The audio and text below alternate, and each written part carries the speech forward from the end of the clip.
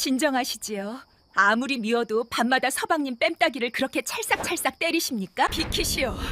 내 무덤에 흙도 안 말렸는데 저 망할 영감탱이가 옆집 젊은 과부한테 눈웃음을 쳐? 허공에 대고 소리를 지르며 삿대질을 해대니 영문을 모르는 사람들은 과부가 외로워서 드디어 미쳤구나 하며 손가락질을 해댔습니다.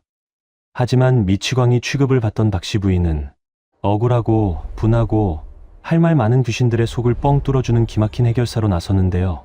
밤마다 하소연하던 혼령들이 어느 날 조선 전체를 뒤흔들 무시무시한 비밀 하나를 털어놓기 시작합니다. 이야기 시작 전 구독과 좋아요는 구름야담에 큰 힘이 됩니다. 그럼 감동적인 옛 이야기 지금 바로 시작합니다. 옛날 옛적 숙종 30년의 일이었습니다.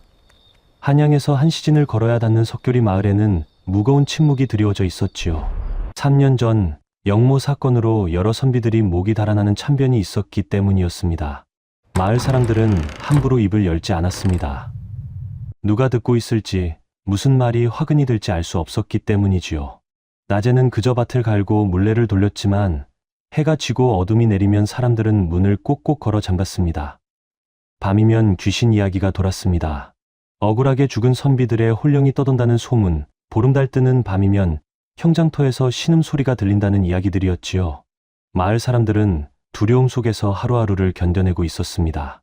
언제 다시 큰 바람이 불어닥칠지, 누가 또 끌려갈지 모르는 불안한 나날이었습니다.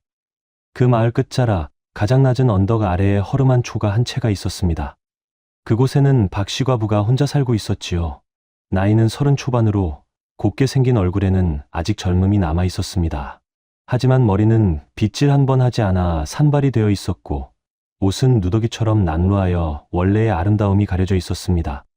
남편을 잃은 슬픔에 스스로를 돌보지 않았기에 마을 사람들은 그의 본래 모습을 알아보지 못했습니다. 무엇보다 마을 사람들을 두렵게 한 것은 박씨의 행동이었습니다. 혼자 중얼중얼 말을 하고 아무도 없는 빈 공간을 향해 고개를 끄덕이며 대화를 나누는 모습이 자주 목격되었기 때문이지요. 미쳤어. 완전히 미쳐버렸단 말이야. 귀신이라도 들린 게 아닐까? 가엾기는 하지만 저런 여인을 어찌 가까이 하겠는가? 마을 사람들은 수군거리며 박씨를 멀리했습니다. 아무도 그 초가 앞을 지나려 하지 않았고 혹여 지나가게 되면 고개를 돌리고 빠르게 걸음을 옮겼습니다. 과부는 그렇게 세상과 단절된 채 홀로 그 작은 초가에서 살아가고 있었습니다. 하지만 박씨는 미친 것이 아니었습니다. 박씨에게는 다른 사람들이 볼 수 없는 것이 보였습니다. 억울하게 죽은 원혼들, 미련을 품고 떠나지 못한 망자들이 그에게만 보이고 말을 걸어왔던 것이지요. 특히 남편 이봉수의 귀신은 늘 박씨의 곁을 지켰습니다. 3년 전 영모로 몰려 억울하게 목숨을 잃은 남편은 아내 곁을 떠나지 못하고 있었습니다. 마을의 이장 김진사만이 가끔 동정 어린 눈으로 박씨를 바라보았습니다. 하지만 그의 부인과 동네 부녀자들은 박씨를 멀리했지요. 과부가 재수 없다지 않소? 그것도 미친 과부라니 더더욱 가까이에서는 안 돼요.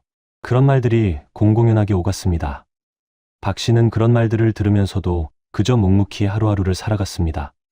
보이는 것들과 대화하며 들리는 것들에 귀 기울이며 살아가고 있었습니다. 한겨울이 깊어지던 어느 날이었습니다. 마을 한가운데 있는 우물에서 이상한 일이 벌어졌습니다. 아침에 물을 기르러 나온 아낙네들이 비명을 지르며 달려 나왔지요. 물이 붉습니다. 정말로 우물물이 핏물처럼 붉게 변해 있었습니다. 사람들은 두려움에 떨었고 며칠 후부터 마을의 아이들이 하나둘씩 열병으로 쓰러지기 시작했습니다. 이를 어쩐단 말이오. 마을 사람들은 공포에 휩싸였습니다. 이장 김진사는 급히 무당을 불러 구슬하게 했지만 아무 소용이 없었습니다. 그날 밤 박씨가 우물가를 지나가다 젖은 옷을 입고 긴 머리를 늘어뜨린 여인 귀신을 보았습니다. 무슨 일로 이곳을 떠나지 못하고 계시오? 여인은 떨리는 목소리로 말했습니다. 10년 전 소녀는 시집 식구들의 구박을 못 이겨 이 우물에 몸을 던졌습니다. 하나 시신조차 제대로 건지지 못해 뼈가 우물 깊은 곳에 남아 있습니다. 그 한이 물을 썩게 하고 아이들을 앓게 하는 것이옵니다. 박씨는 고개를 끄덕이고 이튿날 아침 이장 김진사를 찾아갔습니다. 이장 어르신, 우물을 깊이 파서 뼈를 건지고 장사를 지내주셔야 하옵니다. 김진사의 부인이 박씨를 보고 코웃음을 쳤습니다. 어디서 미친 과부가 와서 헛소리를 하는 게냐? 귀신이 보인다니 정말 정신이 나갔구만. 하지만 아이들의 병이 깊어지자 김진사는 결국 결단을 내렸습니다. 우물을 파보도록 하시오. 장정들이 우물 속으로 내려가 깊은 곳을 파기 시작했습니다. 그리고 얼마 후 정말로 여인의 백골이 우물 깊은 곳에서 발견되었습니다. 하느님 맙소사, 정말로 뼈가 있었구나. 마을 사람들은 경악했습니다. 김진사는 즉시 정성껏 장례를 치렀습니다. 백골을 거두어 깨끗이 씻고 새 수의를 입혀 뒷산 양지 바른 곳에 묻어주었지요. 제사상을 차려 혼을 위로하고 비석까지 세워주었습니다. 그날 밤 신기한 일이 벌어졌습니다. 우물물이 다시 맑아지기 시작한 것입니다. 다음 날 아침에는 원래의 맑은 물로 돌아와 있었고 열병으로 앓던 아이들이 하나둘씩 깨어나기 시작했습니다. 아이고, 살아났구나, 살아났어. 어머니들은 기쁨의 눈물을 흘렸습니다. 정말로 박씨 과부의 말이 맞았단 말이오? 사람들은 박씨를 다시 보기 시작했습니다. 미쳤다고만 생각했던 여인이 실제로 무언가를 볼 수 있는 능력을 가진 것이 아닌가 하는 생각이 들었던 것이지요. 김진사는 박씨를 찾아가 정중히 고개를 숙였습니다. 부인의 은혜로 아이들이 목숨을 건졌습니다. 진심으로 감사드리오. 박씨는 조용히 미소를 지었습니다. 소녀는 다만 들리는 대로 말했을 뿐이옵니다. 하지만 마을 사람들의 태도는 여전히 조심스러웠습니다. 박씨의 능력을 인정하면서도 동시에 두려워했던 것이지요. 혹시 저 여인이 무슨 특별한 능력이 있는 것 아니냐? 귀신과 말을 한다니 무섭지 않소? 사람들은 여전히 의심 반, 두려움 반의 눈으로 박씨를 바라보았습니다. 봄이 한창이던 어느 날이었습니다. 마을 방앗간 주인 박서방이 박씨를 찾아왔습니다. 얼굴에는 피곤한 기색이 역력했지요. 박 부인, 도와주십시오. 밤마다 방앗간에서 이상한 일이 벌어집니다. 무슨 일입니까? 떡을 만들어두면 아침이 되면 꼭 한 개씩 사라집니다. 주인가 싶어 고양이를 풀어놨는데도 소용이 없습니다. 박 씨는 그날 밤 방앗간으로 갔습니다.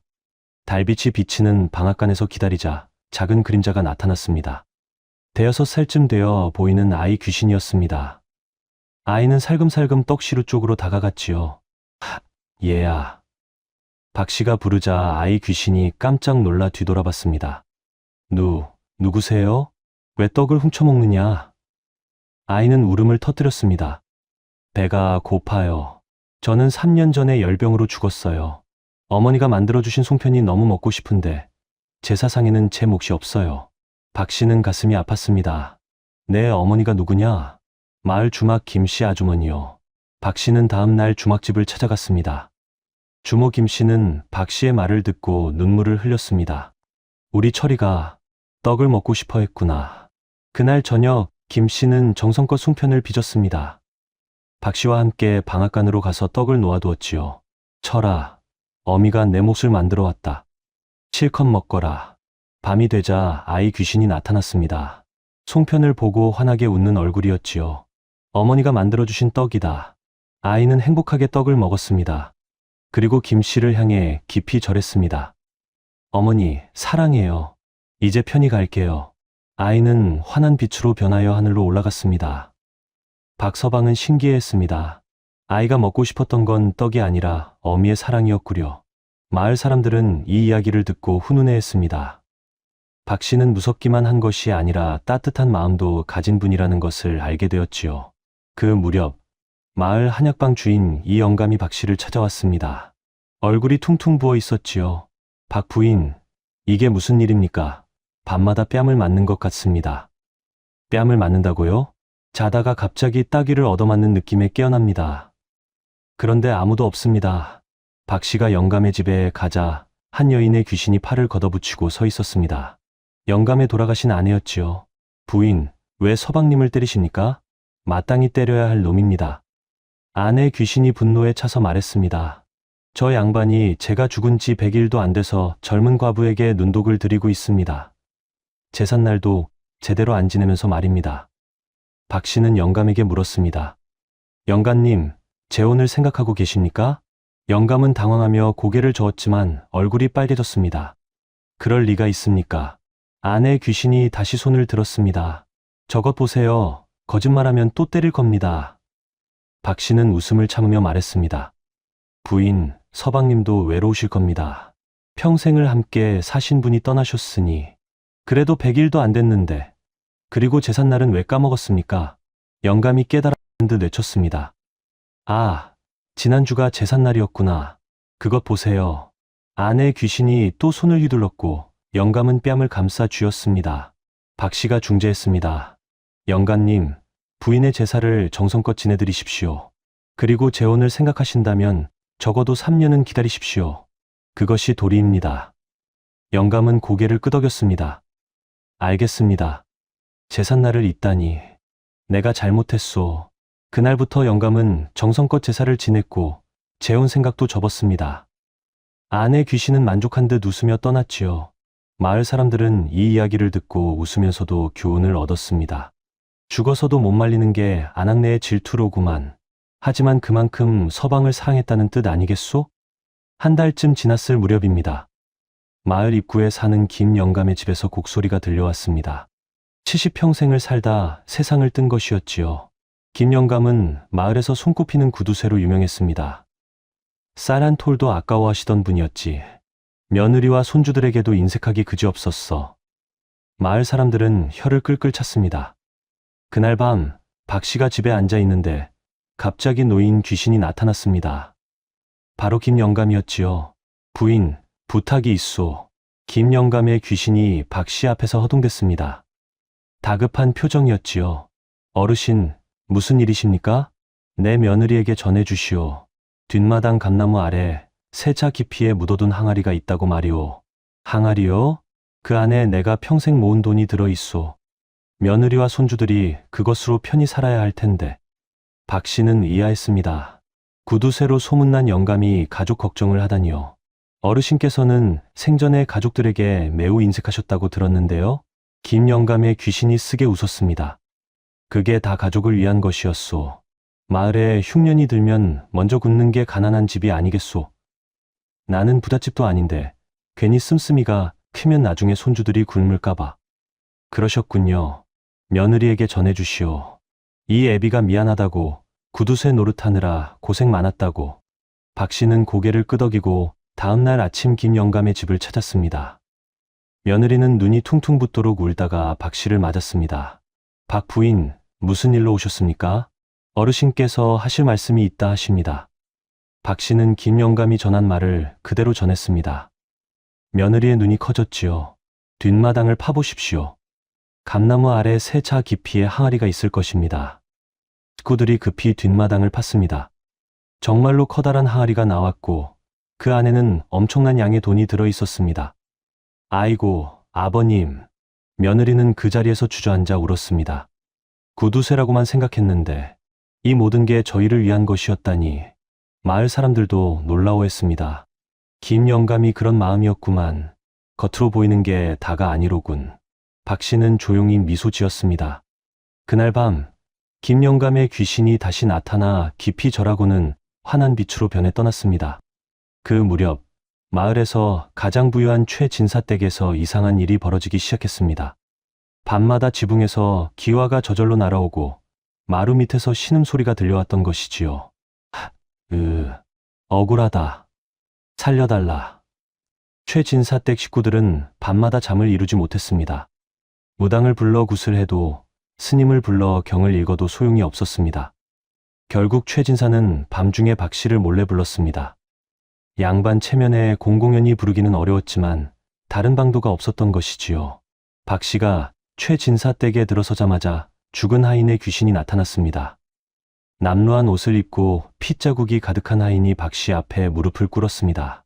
부인, 소인이 얼마나 억울한지 아십니까? 도둑으로 몰려 매를 맞아 죽었지만 소인은 결코 도둑이 아니었습니다. 하인 귀신은 울부짖었습니다. 하지만 그때 최진사의 아들 도령이 나타나 박 씨를 밀쳐냈습니다. 어디서 천한 과부가 감히 양반 집에 들어온단 말이냐? 도령은 화를 내며 박 씨를 내쫓았습니다. 하지만 박 씨는 이미 진실을 알고 있었습니다. 사흘 후 최진사 댁의 괴이한 일은 더욱 심해졌습니다. 대낮에도 그릇들이 저절로 깨지고 도령의 방에서는 피 냄새가 진동했지요. 최진사는 다시 박 씨를 찾아 간청했습니다. 부인, 부디 도와주시오. 무슨 말이든 해주시오. 박 씨는 천천히 입을 열었습니다. 그 아이는 도둑이 아니었습니다. 진짜 도둑은 도련님이셨습니다. 도련님께서 빚을 갚기 위해 창고의 쌀을 훔쳤고 하인이 그것을 목격했습니다. 입막음을 위해 하인을 도둑으로 몰아 죽인 것이옵니다. 최 진사의 얼굴이 하얗게 질렸습니다. 창고 북쪽 구석에 쌀을 담았던 자루가 숨겨져 있을 것입니다. 그리고 도련님의 방 서랍에는 빚 증서가 있을 것이옵니다. 최 진사가 확인하자 박 씨의 말이 모두 사실이었습니다. 도령은 끝까지 부인했지만 증거들이 드러나자 결국 무릎을 꿇었습니다. 아버님, 용서하십시오. 소인이 도박 빚을 갚으려다.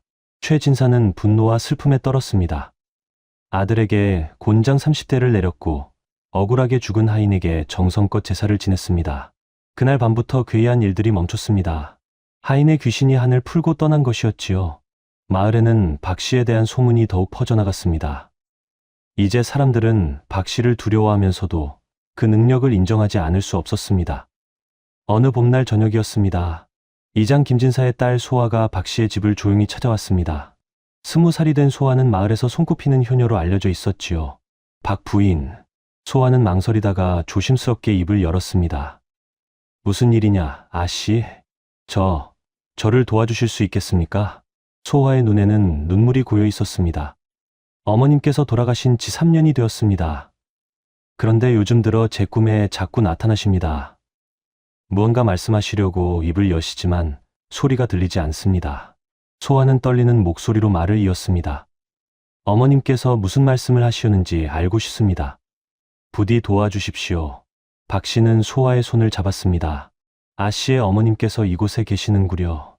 박 씨의 눈에는 소아의 어머니 귀신이 보였습니다. 자애로운 얼굴의 부인이 딸을 사랑스럽게 바라보고 있었지요. 어머님께서 하시는 말씀을 전해드리겠습니다. 박 씨는 눈을 감고 귀신의 말에 귀를 기울였습니다. 어머님께서는 말씀하십니다. 당신께서 살아계실 때 딸의 혼수를 마련해 두셨다고 하시는구려. 안방 장롱 뒤편 마루 밑에 묻어두신 상자가 있다고 하십니다. 상자요? 그 안에는 비녀와 놀이개 그리고 명주천이 들어있다고 하십니다. 아씨가 시집갈 때 가져가라고 준비해 두신 것이라 하시는구려. 소아는 눈물을 흘렸습니다. 그리고 어머님께서는 이렇게 말씀하십니다. 소아야, 내가 행복하게 사는 모습을 보고 싶구나. 좋은 인연을 만나 웃으며 살아가거라. 어머님, 소아는 소리내어 울었습니다. 박 씨도 따뜻한 눈빛으로 소아를 바라보았지요. 다음 날 소아가 어머니의 말씀대로 마루 밑을 확인하자 정말로 상자가 나왔습니다. 그 안에는 박 씨가 말한 그대로 아름다운 혼수 물건들이 고스란히 담겨 있었습니다. 소아는 다시 박 씨를 찾아와 깊이 절했습니다. 박 부인, 정말 감사합니다. 이제야 어머님의 마음을 알았습니다. 그날 이후 소아는 박 씨를 자주 찾아왔습니다. 음식을 가져다 주고 빨래를 도와주고 박 씨의 산발을 비껴주었지요. 박 부인, 머리를 이렇게 단정히 틀어 올리시니 정말 고우십니다. 소아가 박 씨의 머리를 쪽으로 틀어 올리며 말했습니다. 깨끗이 빗은 머리에 간단히 비녀를 꽂자 박 씨의 본래 모습이 드러났습니다. 맑은 이마와 또렷한 눈매가 청초한 아름다움을 자아냈지요. 박 씨는 수줍게 미소 지었습니다. 고맙구나, 소아야. 마을에서 처음으로 박 씨에게 진심 어린 마음을 보이는 사람이 생긴 것이었습니다. 한여름이 다가올 무렵 마을에 큰 사건이 터졌습니다. 마을에서 가장 부유한 양반 정찬판 댁에서 종부가 죽은 채 발견된 것이었지요. 아침에 하인이 방문을 열었을 때 종부는 이미 숨이 끊어진 상태였습니다. 마님께서 돌아가셨습니다. 하인의 비명소리에 온 집안이 발칵 뒤집혔습니다. 정찬판과 식구들이 달려왔지만 종부는 이미 차갑게 식어 있었습니다. 의원이 급히 불려왔습니다. 시신을 살펴본 의원은 심각한 표정으로 말했습니다. 이것은 독살로 보입니다. 입술이 검게 변하고 손톱이 퍼렇게 물들어 있습니다. 독살이라니. 정찬판 댁은 큰 혼란에 빠졌습니다. 누가 종부를 독살했단 말입니까? 하지만 정찬판은 이상한 방향으로 사건을 몰고 갔습니다. 마을에 미친 과부가 저주를 내렸을 것이오. 그 여인은 귀신을 부리는 자가 아니오? 틀림없이 그 여인의 저주 때문이오. 정찬판의 말에 사람들은 술렁였습니다. 최근 박 씨의 능력이 알려지면서 일부 사람들은 그를 두려워하고 있었던 것이지요. 맞소. 그 여인이 수상하오. 귀신과 말을 하는 자를 어찌 믿겠소? 정참판은 즉시 관아에 고발장을 냈고 포졸들이 박 씨를 잡으러 왔습니다. 박 씨, 내게 혐의가 있으니 관아로 가자. 소녀가 무슨 짓을 했다는 것이옵니까? 정참판 댁종부를 저주로 죽였다는 혐의다. 어서 따라오너라. 박 씨는 끌려갔습니다. 마을 사람들은 멀찌감치 서서 그 모습을 지켜보았지요. 어떤 이들은 억울한 일이다라고 속삭였지만 대부분은 두려움에 떨며 입을 다물고 있었습니다. 소화가 울며 박 씨를 따라가려 했지만 아버지 김진사가 말렸습니다. 소화야, 지금은 안 된다. 정참판을 함부로 거스를 수 없단다. 하지만 아버님, 박 부인은 아무 잘못이 없습니다. 나도 안다. 하지만 지금은 때를 기다려야 한다. 박 씨는 그렇게 옥에 갇히고 말았습니다. 마을 사람들은 다시 박 씨를 의심하기 시작했고 불안한 기운이 마을을 감쌌습니다. 차가운 옥사 안에서 박 씨는 무릎을 끌어안고 앉아 있었습니다. 이것이 소녀의 운명인가? 박 씨가 한숨을 쉬는데 갑자기 눈앞에 한 여인이 나타났습니다. 화려한 옷을 입었지만 얼굴이 창백한 바로 정참판 댁 종부의 귀신이었습니다. 부인, 박 씨는 조용히 말을 건넸습니다. 종부의 귀신은 슬픈 눈으로 박 씨를 바라보았습니다. 당신이 박 씨라는 분이시군요. 소문을 들었습니다. 귀신을 보고 억울한 이들을 돕는다는. 무슨 일로 이곳에 오셨습니까? 저를 죽인 자가 누군지 밝혀주십시오. 그리고 저는 결코 당신을 저주하지 않았습니다. 종부는 떨리는 목소리로 말을 이었습니다. 저를 죽인 것은 신우이입니다. 저의 친정 재산을 탐내어 음식에 독을 탄 것입니다. 신우이가 제 방에 있는 은비녀를 확인해 보십시오. 신우이가 제게 선물이라며 준 비녀인데 그 끝에 흰 가루가 묻어 있을 것입니다. 그것이 독약입니다. 박 씨는 고개를 끄덕였습니다. 하지만 옥에 갇힌 자신이 어떻게 이 사실을 알릴 수 있단 말입니까? 며칠이 지났습니다. 박 씨는 옥리에게 간청했습니다. 제발 이 사실을 관아에 알려주십시오. 은비녀를 확인해보면 진실을 알 수 있습니다. 하지만 옥리는 코웃음을 쳤습니다. 미친 과부의 헛소리를 누가 믿겠느냐? 그런데 그때 마을에 소문이 돌기 시작했습니다. 암행어사가 이 지역을 순찰하고 있다는 소문이었지요. 박 씨는 마지막 희망을 걸었습니다. 옥에서 몰래 종이와 붓을 구해 암행어사에게 보낼 글을 썼습니다. 소녀는 억울하게 옥에 갇혔습니다. 정참판 댁 종부의 죽음은 신우이의 짓이며 은비녀의 독약이 묻어 있을 것입니다. 부디 진실을 밝혀주십시오. 박 씨는 그 글을 옥창살 사이로 내밀어 지나가는 아이에게 주었습니다. 이것을 암행어사님께 전해다오. 부탁한다. 아이는 고개를 끄덕이고 달려갔습니다. 박 씨는 그저 기도할 수밖에 없었습니다. 며칠 후 박 씨는 암행어사 앞으로 끌려갔습니다. 암행어사는 날카로운 눈빛으로 박 씨를 바라보았습니다. 30대 중반으로 보이는 선비 차림의 사내였지요. 내가 박 씨라는 자냐? 그러하옵니다. 내가 보낸 글을 받았다. 종부의 죽음이 신우이의 짓이라 했는데 무슨 근거로 그런 말을 하느냐? 박 씨는 깊은 숨을 들이쉬었습니다. 이제는 진실을 말할 때였습니다. 소녀는 귀신을 봅니다. 주변이 술렁였습니다. 하지만 박 씨는 당당하게 말을 이었습니다. 이것이 미친 것이든 하늘이 내린 능력이든 소녀는 알 수 없습니다. 하나 소녀는 이 능력으로 억울한 이들을 돕고자 합니다. 귀신을 본다고? 그렇습니다. 정참판 댁 종부의 귀신이 소녀에게 진실을 말해주었습니다. 신우이가 친정 재산을 탐내어 독을 탔다고 하였습니다. 암행어사는 박 씨의 눈을 똑바로 바라보았습니다. 그 눈빛에는 거짓이 없었습니다. 은비녀를 확인해 보십시오. 그 끝에 흰 가루가 남아있을 것입니다. 암행어사는 잠시 생각에 잠겼습니다. 그리고 명령을 내렸습니다. 정참판 댁 종부의 방에서 은비녀를 가져오너라. 사람들이 달려가 은비녀를 가져왔습니다. 암행어사는 의원을 불러 비녀를 조사하게 했지요. 의원은 비녀 끝에 흰 가루를 조심스럽게 긁어내어 살펴보았습니다. 이것은 독약입니다. 사람들이 술렁였습니다. 암행어사는 즉시 정참판 댁 신우이를 잡아오게 했습니다. 증거 앞에서 신우이는 더 이상 버티지 못하고 무릎을 꿇었습니다. 제가 그랬습니다. 진실이 밝혀진 것이었습니다. 박 씨는 무죄로 풀려났고 신우이는 사형을 선고받았습니다. 박 씨가 집으로 돌아온 날 밤이었습니다. 촛불을 켜고 앉아있는 박 씨 앞에 오랜만에 남편 봉수의 귀신이 나타났습니다. 평소와 달리 또렷한 모습이었지요. 여보, 봉수가 조용히 불렀습니다. 서방님, 이제 그대가 준비되었소. 그대는 더 이상 두려워하지 않고 당신의 능력을 받아들였소. 봉수는 박 씨의 손을 잡는 듯한 동작을 했습니다. 이제 내가 그대에게 진실을 말해야 할 때가 되었소. 내가 왜 영모로 몰려 죽었는지 그 진실을 밝혀주시오. 박 씨는 숨을 죽이고 남편의 말을 들었습니다.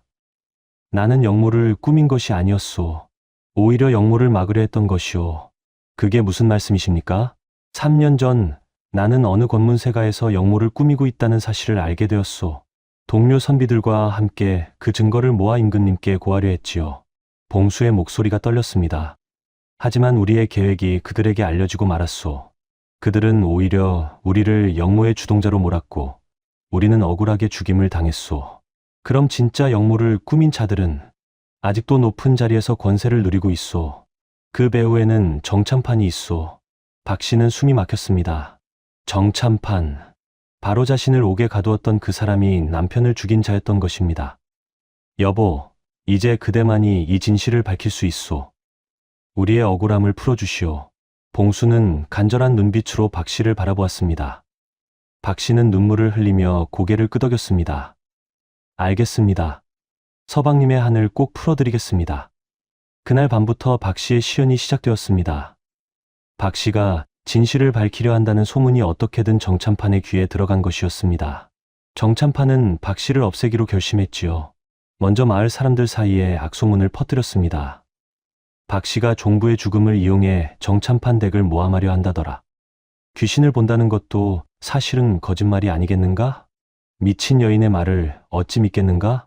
마을 사람들은 다시 박 씨를 의심하기 시작했습니다. 얼마 전까지 도움을 받았던 사람들조차 고개를 돌렸지요. 다음으로 박 씨의 집에 돌팔매질을 하는 자들이 나타났습니다. 밤마다 돌이 날아들어 창문이 깨지고 담장이 무너졌습니다. 나가라. 마을에서 나가라.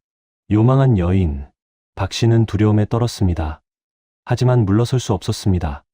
그리고 어느 날 장을 보러 나간 박 씨를 불량배들이 둘러쌌습니다.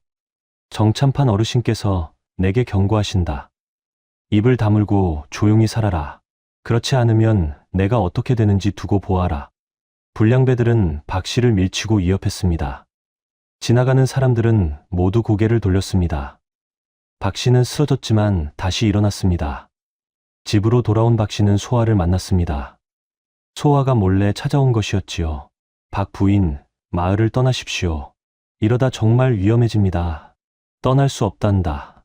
서방님의 한을 풀지 못하고는. 하지만 소아야, 나는 괜찮다. 걱정하지 말거라.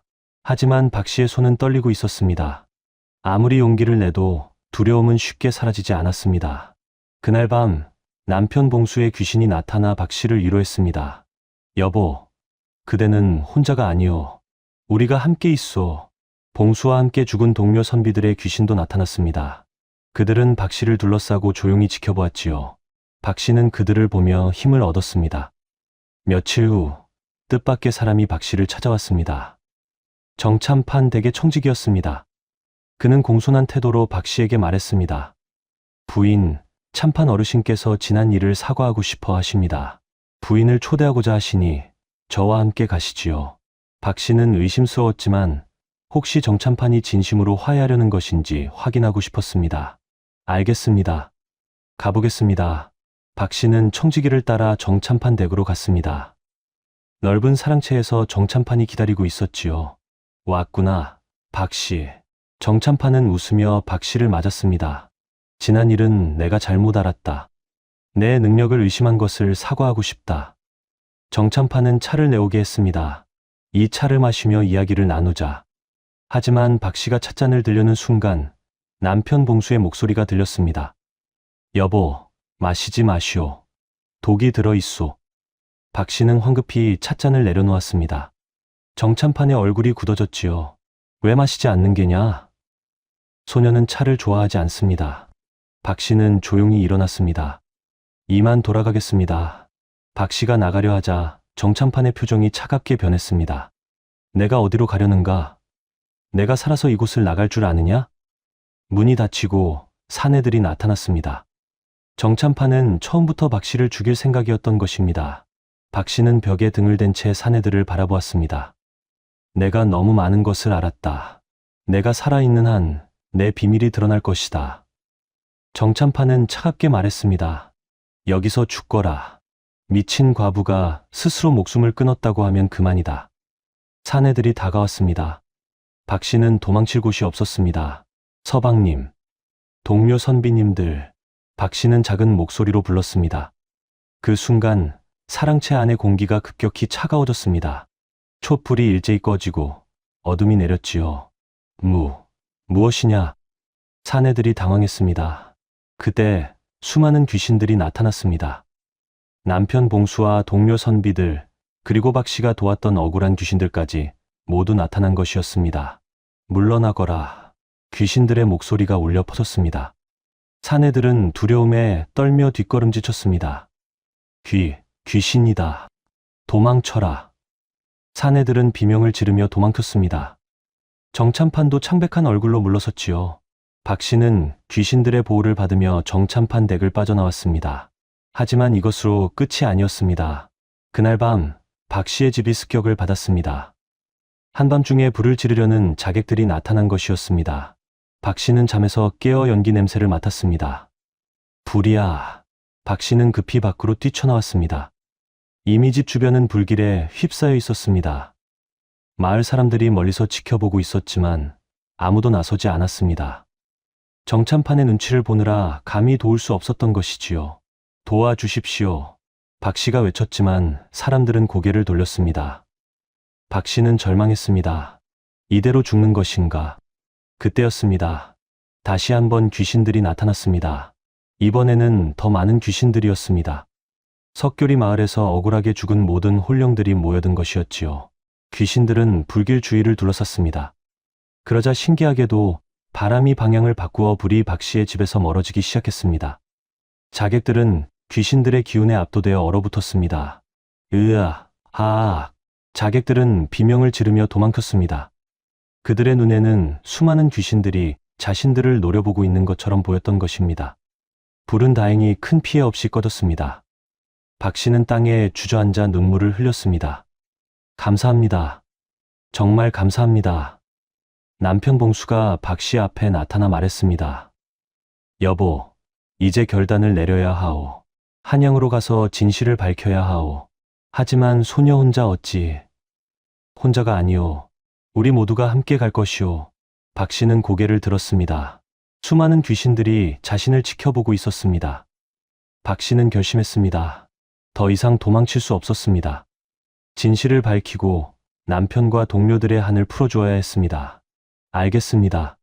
한양으로 가겠습니다. 다음 날 새벽 박 씨는 한양으로 떠날 준비를 했습니다. 소아가 몰래 찾아와 식량과 옷가지를 챙겨주었습니다. 박 부인, 꼭 살아 돌아오세요. 고맙구나, 소아야. 박 씨는 소아를 꼭 껴안았습니다. 한양까지는 하루가 걸렸습니다. 박 씨는 암행어사가 머물고 있다는 객사를 찾아갔습니다. 소녀는 석교리 마을의 박 씨라 하옵니다. 어사나리께 꼭 알아야 할 말씀이 있습니다. 박 씨는 간곡히 청했고 암행어사는 박 씨를 들였습니다. 무슨 일로 찾아왔느냐? 3년 전 영모 사건에 대한 진실을 알고 있습니다. 암행어사의 눈빛이 날카로워졌습니다. 말해보아라. 박 씨는 남편과 동료 선비들의 귀신이 전해준 이야기를 하나하나 말했습니다. 남편 이봉수와 동료 선비들은 영모를 꾸민 것이 아니었습니다. 오히려 진짜 영모를 막으려다 누명을 쓴 것입니다. 누명이라니, 진짜 영모를 꾸민 것은 정참판 일파였습니다. 그들은 임금님을 해치고 권력을 잡으려 했지만 남편과 동료들이 그 증거를 잡았습니다. 박 씨는 남편 봉수가 알려준 구체적인 증거들을 하나하나 말했습니다. 영모 모의는 정참판 댁 사랑채에서 이루어졌습니다. 숙종 27년 6월 보름날 밤이었습니다. 어찌 그리 정확히 아느냐?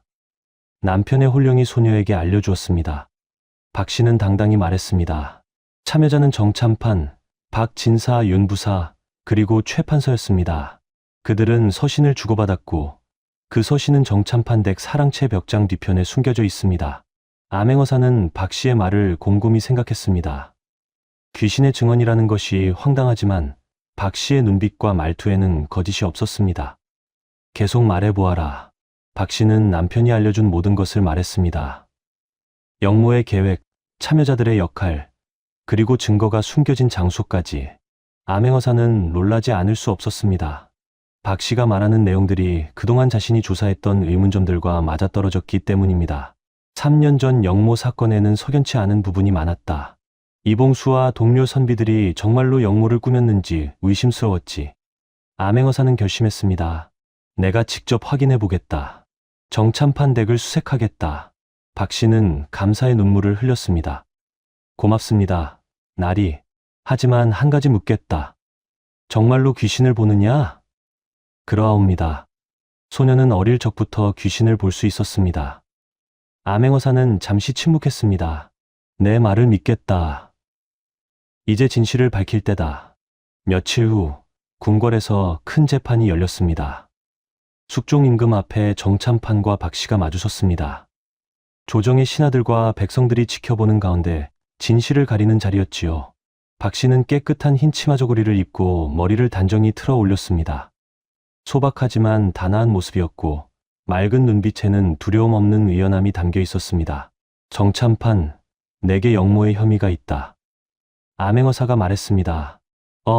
어불성설이옵니다. 소신은 결백하옵니다. 정참판은 펄펄 뛰며 부인했습니다. 그럼 이것은 무엇이냐? 암행어사는 정참판 덱 사랑채에서 발견한 서신들을 내보였습니다. 박 씨가 말한 대로 벽장 뒤편에 숨겨져 있던 영모 문서들이었지요. 이것은 정참판의 얼굴이 하얗게 질렸습니다. 3년 전 그대와 동료들은 영모를 꾸몄다. 하지만 이봉수와 선비들이 그 증거를 잡았고 그대는 오히려 그들을 영모로 몰아 죽였다. 암행어사의 말에 조정이 술렁였습니다. 이 서신에는 영모의 계획이 상세히 적혀 있다. 임금님을 해치고 권력을 잡으려 했던 그대들의 계획이 말이다. 정참판은 더 이상 변명할 수 없었습니다. 증거가 명백했기 때문입니다.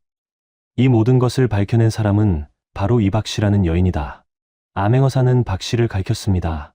박 씨는 귀신을 보는 능력이 있다. 그의 남편 이봉수의 홀령이 진실을 알려주었고 박 씨는 목숨을 걸고 이곳까지 왔다. 숙종 임금은 박 씨를 내려다보았습니다. 단정한 모습에 의연한 자세 그리고 맑은 눈빛을 가진 여인이었습니다. 과인이 직접 묻겠다. 정말로 귀신을 보느냐? 그러하옵니다, 전하. 박 씨는 고개를 숙이며 대답했습니다. 남편 이봉수는 충신이었습니다. 영모를 막으려 했으나 오히려 영모로 몰려 억울하게 죽었습니다. 그 한을 풀어주고자 이곳에 왔습니다. 수종은 잠시 침묵했습니다. 그리고 명을 내렸습니다. 정참판과 동조자들을 모두 잡아들이고 사형에 처하라. 그리고 이봉수와 동료 선비들의 명예를 회복시키라. 성은이 만극하옵니다. 박 씨는 눈물을 흘리며 절했습니다. 정참판과 일파는 그 자리에서 체포되었고 얼마 후 사형이 집행되었습니다. 이봉수와 동료 선비들에게는 충신의 칭호가 내려졌고 그들의 가족들에게도 명예가 회복되었지요. 박 씨는 열부로 인정받아 정문을 하사받았습니다. 나라를 위해 공을 세운 부인에게 내리는 영이었습니다. 박 씨는 석교리 마을로 돌아왔습니다. 마을 입구에는 많은 사람들이 나와 있었습니다. 이장 김진사를 비롯해 마을 사람들이 모두 고개를 숙이며 박 씨를 맞이했습니다. 박 씨는 깨끗한 흰 치마 저고리를 입고 머리를 단정히 틀어 올렸습니다. 왕실에서 하사받은 은비녀가 쪽머리에 꽂혀 있었지요. 30 초반의 나이에 겪은 시련들이 얼굴에 깊이를 더했지만 그의 맑은 눈빛과 단정한 자태는 사람들로 하여금 절로 고개를 숙이게 했습니다. 박 부인께서 돌아오셨습니다. 진정 의로운 분이십니다. 참으로 덕이 있는 얼굴이십니다. 사람들은 박 씨에게 존경의 눈빛을 보냈습니다. 이제 박 씨는 미친 과부가 아니라 마을의 어른으로 대접받게 되었습니다. 소아가 달려와 박 씨를 껴안았습니다. 박 부인, 정말 다행입니다. 고맙구나, 소아야. 내 덕분에 여기까지 올 수 있었단다. 박 씨는 새로 지은 작은 집에 자리를 잡았습니다. 마을 사람들이 정성껏 지어준 집이었지요. 그날 밤 남편 봉수의 귀신이 마지막으로 박 씨 앞에 나타났습니다. 여보, 서방님. 두 사람은 마주보며 미소를 지었습니다. 당신 덕에 소인의 한이 풀렸소. 이제 마음 편히 떠날 수 있겠소. 이제 떠나시는 것입니까? 그래야지요. 더 이상 이승에 미련이 없소. 봉수는 박 씨의 손을 잡는 듯한 동작을 했습니다. 오래오래 건강하시오. 그리고 행복하게 사시오. 서방님. 박 씨의 눈에서 눈물이 흘러내렸습니다. 당신을 사랑했소. 다음 생에서 다시 만납시다. 봉수의 모습이 점점 희미해졌습니다. 그리고 따뜻한 빛으로 변하여 하늘로 올라갔지요. 함께 죽었던 동료 선비들의 귀신도 하나둘씩 빛으로 변하여 떠났습니다. 그들의 한이 모두 풀린 것이었습니다. 박 씨는 한참 동안 하늘을 바라보았습니다. 그 후로도 박 씨는 계속해서 귀신을 볼 수 있었습니다. 억울한 혼령들이 찾아오면 그들의 이야기를 들어주고 한을 풀어주었지요. 하지만 이제 박 씨는 더 이상 외롭지 않았습니다. 마을의 아이들이 할머니하며 찾아왔고 사람들은 박 씨의 말에 귀 기울였습니다. 소아는 자주 찾아와 함께 시간을 보냈지요. 봄이 되자 마을 곳곳에 꽃이 피어났습니다. 박 씨는 집 앞에 앉아 따뜻한 봄바람을 맞으며 조용히 미소 지었습니다. 달빛 아래 박 씨의 얼굴은 평화로워 보였습니다. 단정히 틀어 올린 쪽머리, 깨끗한 흰 치마 저고리, 그리고 맑은 눈빛이 어우러져 청초한 아름다움을 자아냈습니다. 이승과 저승 모두가 평안하길. 박 씨는 중얼거렸습니다. 그의 옆에는 보이지 않는 수많은 혼령들이 함께 앉아 있었습니다. 이미 한을 풀고 떠난 이들도 있었지만 새로운 혼령들이 계속해서 찾아왔습니다. 박 씨는 그들 모두를 따뜻하게 맞이했습니다. 그것이 자신에게 주어진 운명이자 사명이라는 것을 이제는 받아들였기 때문이었지요. 해가 지고 달이 떠올랐습니다. 달빛 아래 박 씨의 모습은 더욱 빛났습니다. 옛말에 이런 말이 있습니다. 억울한 이들의 목소리를 들어주는 자는 하늘의 축복을 받는다고 말이지요. 박 씨는 그 축복을 받은 사람이었습니다. 마을 사람들은 박 씨를 존경하며 살았고 박 씨의 이야기는 오랫동안 전해졌습니다. 귀신을 보는 능력으로 억울한 이들을 도왔던 열부의 이야기가 말입니다. 다음 영상을 빠르게 만나보시려면 좋아요와 구독을 눌러주세요. 그럼 더 재미있는 영상으로 찾아뵙겠습니다. 모두 행복한 하루 보내세요.